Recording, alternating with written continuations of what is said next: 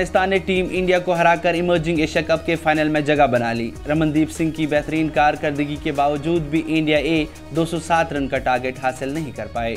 आदाब, आप क्रिकेट की कहानियां देख रहे हैं, मैं हूं गौहर वानी।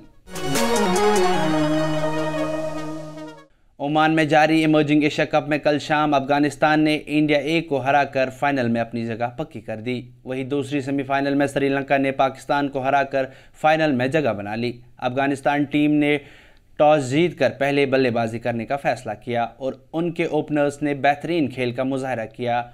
ज़ुहैब अकबरी ने 64, सदीकुल्ला अटल ने 83 रन की शानदार 137 की ओपनिंग पार्टनरशिप बनाई। वहीं करीम जन्नत ने आखिरी में आके 20 बॉल पे 41 रन बनाकर टीम एक बेहतरीन टोटल 206 रन तक पहुंचाई।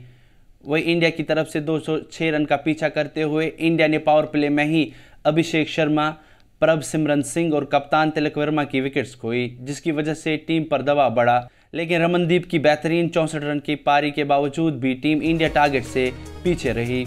अब emerging Asia cup final Sri Lanka और अफगानिस्तान के खिलाफ खेला जाएगा।